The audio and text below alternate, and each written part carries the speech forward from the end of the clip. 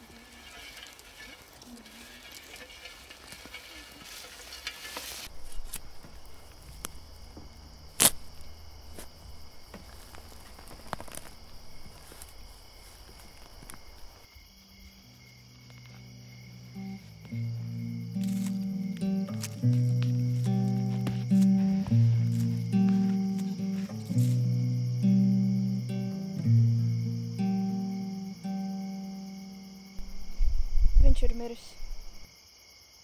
Kas? Kāpēc tu šeit esi?